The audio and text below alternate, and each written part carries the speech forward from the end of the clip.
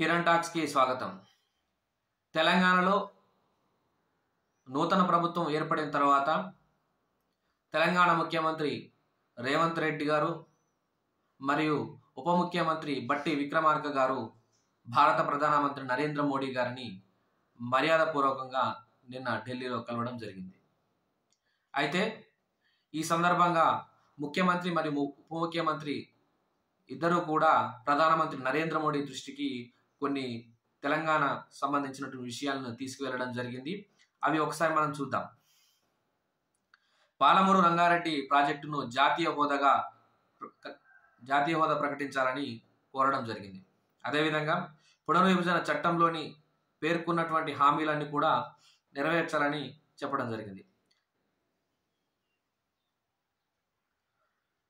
అయితే రాష్ట్రంలో 14 రహదారులను జాతీయ రహదారులుగా అప్గ్రేడ్ చేయాలని ప్రతిపాదనను పంపించడం జరిగింది. అందులో కేవలం 2కే ఆమోదం తెలిపారు. మిగతా 12 రహదారులు అప్గ్రేడ్ ఆమోదం చేయాలని నరేంద్ర మోడీ గారికి విజ్ఞప్తి చేయడం జరిగింది.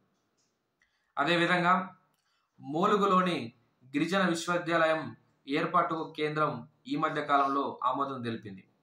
2023-24 విద్యా సంవత్సరంలో ప్రవేశాలకు అనుమతి ఇవ్వాలని విన్నవించడం జరిగింది.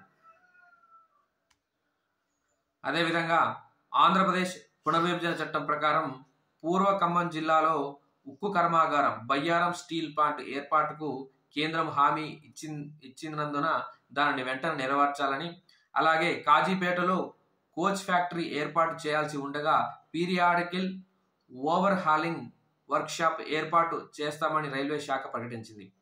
దానికి అదనంగా కోచ్ ఫ్యాక్టరీ కూడా ఏర్పాటు చేయాలని చెప్పడం జరిగింది. 2010లో నాటి కేంద్ర ప్రభుత్వం బెంగళూరు, హైదరాబాద్లను ఐటీఐఆర్లను ప్రకటించడం జరిగింది. కానీ 2014లో కేంద్ర ప్రభుత్వం మారిన తర్వాత హైదరాబాదు ఐటీఐఆర్ను పక్కకు పెట్టడం జరిగింది. తిరిగి హైదరాబాద్కు ఐటీఐఆర్ను పునరుద్ధరించాలని ఈ యొక్క విన్నవించడం జరిగింది. పిఎం మిత్ర కింద గుర్తించిన 7 మెగా జౌలి పార్కుల్లో వరంగల్లోని జాతీయ మెగా జౌలి పార్కును బ్రౌన్ షీల్డ్ పార్కుగా ప్రకటించడంతో దానికి రావాల్సిన నిధులు రానందున వెంటనే దానిని గ్రీన్ ఫీల్డ్లోకి మార్చాలని చెప్పడం జరిగింది. ప్రతి రాష్ట్రానికి ఐఐఎం మంజూరు చేయాలనే ప్రతిపాదన ఉంది. తెలంగాణలో ఐఐఎం లేనందున హైదరాబాద్లో ఐఐఎం ఏర్పాటు చేయాలి. అందుకు తగినటువంటి స్థలం అందుబాటులో ఉంది. కేంద్రం కోరితే ఐఐఎం ఏర్పాటుకు కావలసిన స్థలం ఇవ్వడానికి రాష్ట్రం సిద్ధంగా ఉందని ఈ సందర్భంగా విజ్ఞప్తి చేయడం జరిగింది. అదేవిధంగా ఉమ్మడి రాష్ట్రంలో ఉన్న 2 సైనిక పాఠశాలలు రాష్ట్ర విభజన తర్వాత ఆంధ్రప్రదేశ్కి వెళ్ళిపోయాయి. కాబట్టి ప్రస్తుతం తెలంగాణలో సైనిక్ స్కూల్ లేనందున సికింద్రాబాద్ కంటోన్మెంట్లో సైనిక పాఠశాల ఏర్పాటు చేయాలని విజ్ఞప్తి చేయడం జరిగింది.